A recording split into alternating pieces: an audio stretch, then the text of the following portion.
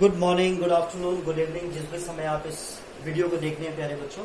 आज की ये जो वीडियो है ये स्पेशली ये 10th के बाद जो बच्चे स्ट्रीम्स लेते हैं उसको लेकर है और मैंने इस टॉपिक को नाम दिया है करियर काउंसलिंग और मेडिटेशन।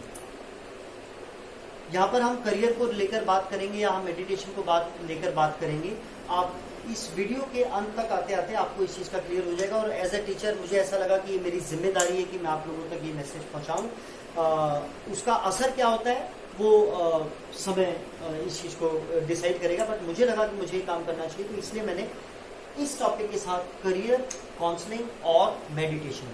अब इन दोनों में फर्क क्या है इसको जानने के लिए मैं आपको पहले एक बार थोड़ा सा हम इसको डिस्कस कर लेते हैं कि 10th के बाद बच्चा ज़्यादातर 11th में जब जाता है तो वो जो भी स्ट्रीम लेता है उसके पीछे 95% बच्चे ऐसे होते हैं जिनको उसके पीछे का रीज़न नहीं पता है।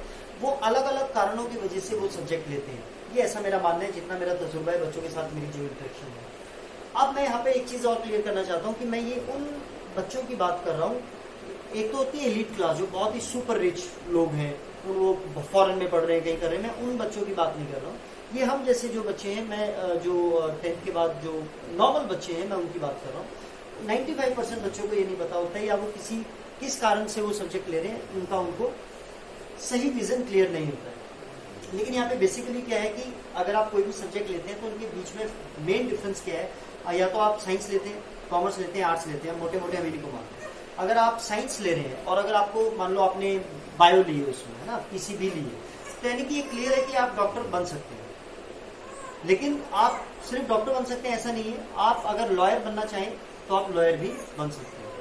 लेकिन एक आर्ट्स वाला, ह्यूमैनिटी वाला स्टूडेंट अगर ये चाहता है कि उन्हें ह्यूमैनिटी ले ली, उसको पढ़ लिया, अब वो चाहे कि अब मैं डॉक्टरेट वाला पढ़ लूँ, अब मैं डॉक्टर बन जाऊँ, वो नहीं हो सकता। तो यानी कि इधर से आप इधर आ सकते हो, इधर से आप इधर नहीं आ सकते। ये एक बेसिकली इसमें डिफरेंस है। अब यहाँ पर मैं आपको एक चीज़, बेसिकली ये डिफरेंस है। अब यहाँ दूसरी चीज़ मैं आपको जो बताना चाहता हूँ प्यारे बच्चों, कि 10th के बाद मैक्सिमम बच्चे क्या करते हैं कि करियर काउंसलिंग लेते हैं, या यूट्यूब में सुन लिया या किसी बड़े सेमिनार में जाके कि करियर काउंसलिंग क्या है, और बड़े बड़े कॉर्पोरेट्स हैं इसमें जो बच्चों की मदद भी करते हैं। तो यहाँ पे जो मुझे चीज़ समझ में आती है कि या तो हम अपनी ज़िंदगी को इस तरीके से चलाएं कि किसी करियर काउंसलर ने आपको कोई बात बताई, आपको अच्छी लगी और आपको लगा कि यार हाँ यही तरीका ठीक है, और आप उसी के हिसाब से, यानी जो उसने सलाह दी उसी के हिसाब से आप अपनी ज़िंदगी को चलाने लग जाएंगे। एक तरीका तो ये है। दूसरा तरीका है मेडिटेशन का। प्यारे बच्चों, थोड़ा सा आज मैं अपने बारे में मुझे इसलिए बताना ज़रूरी है ताकि मैं इस टॉपिक से इसको रिलेट कर सकूं कि मैंने 10th में मेरे सिर्फ 219 मार्क्स हैं आउट ऑफ 500, ठीक है। 12th में मैंने आर्ट से किए, ग्रेजुएशन मैंने आर्ट से किए। उसके बाद क्या है कि मैं फिर फार्मास्यूटिकल में गया। फार्मास्यूटिकल होती है जो दवाइयों की कंपनी, जो बड़ी बड़ी कंपनी जो जितनी भी बीमारियां उनके लिए जो दवाइयाँ बनाती है उसको फार्मास्यूटिकल, एक बहुत बड़ा सेक्टर है। तो मैंने सिप्ला में काम किया लगभग 4 साल, और ये भारत की सबसे बड़ी कंपनी, बिगेस्ट कंपनी है सिप्ला, आपने नाम सुना होगा इसका। उसके बाद फिर मैंने एमएसडी में काम किया। उसके बाद फिर मैंने अन्ना आंदोलन से जुड़ा। उसके बाद वहाँ मुझे समझ में आया कि नहीं, ये मेरे लिए नहीं है, तो मुझे टीचिंग लाइन में जाना चाहिए। और मैंने इतना टाइम मतलब मैंने पढ़ाई तो की नहीं, मैं अपनी जॉब में या जिस भी चीज़ में था मैं उसी में लगा रहा, पढ़ाई तो की नहीं। लेकिन जब मैं 12th में था तो मैंने उस समय एक चीज़ करनी शुरू कर दी थी। When I was in 12th में कुछ ऐसी घटना हुई थी कि भी मुझे लगा कि अब मतलब वो दैट्स आवर पर्सनल थिंग, कुछ ऐसी घटना हुई कि भाई अब मुझे जो है आप किताबों को देखना है कि एक्चुअल में है क्या। लेकिन साथ में मुझे पता था कि meditation is a biggest weapon. करना कैसे है मुझे ये नहीं पता था, लेकिन मैंने कई तरीकों से इसको, फिर पहले तो मैंने भी इधर उधर देखा ऑप्शन, लेकिन कहीं मुझे ऑप्शन नहीं मिला, मुझे कहीं मेरी सेटिस्फेक्शन नहीं हुई, तो मैंने इसको अपनी तरीके से ही करना शुरू कर दिया मेडिटेशन। और मुझे लगता है मेरी मेडिटेशन ने मुझे बहुत सारी गलत चीज़ों से, गलत आदतों से मुझे बचा के रखा, और मुझे हमेशा एक सही राह दिखाने में, जो मेरी खुद की चुनी हुई राह थी, वो चलने में मुझे उसने बहुत मदद की।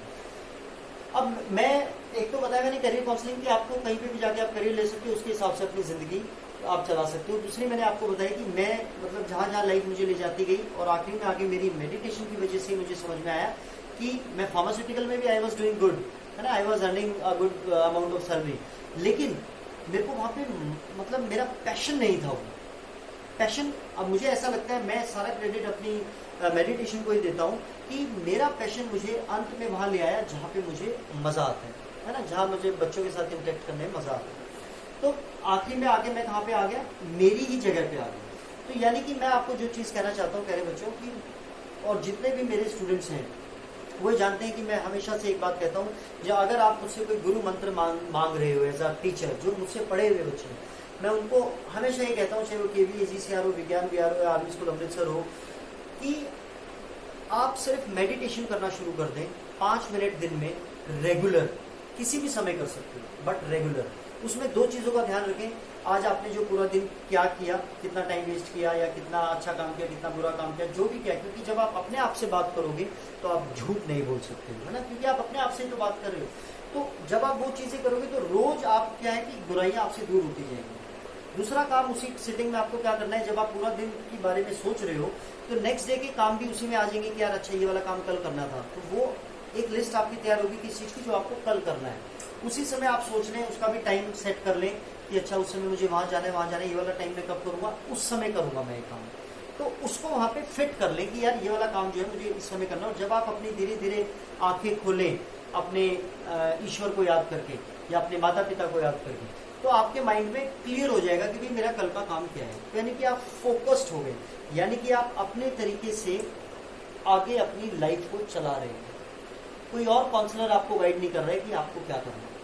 मेडिटेशन क्या काम करती है, मेडिटेशन आपको अपने से मिलवाती है, और जब हम अपने आप से मिल जाते हैं तो हम एक बहुत ताकतवर चीज बन जाते हैं। मेडिटेशन में इतनी पावर है कि आप अपने आप से अपनी लाइफ, अपना करियर, अपना सब कुछ आप चुन सकते हैं, राइट। यहाँ मैं आपको एक छोटी सी और बात बताना चाहता हूँ प्यारे बच्चों, इसको थोड़ा और शॉर्ट में करने की कोशिश है मेरी कि इसको थोड़ा कम करें। वैक्सीनेशन, आपको पता है बच्चों को वैक्सीनेशन लगता है। अब जब बच्चों को वैक्सीनेशन लगता है प्यारे बच्चों, तो हमारे शरीर के अंदर जो सेल्स होते हैं वहाँ पे एक मेमोरी सेल होता है।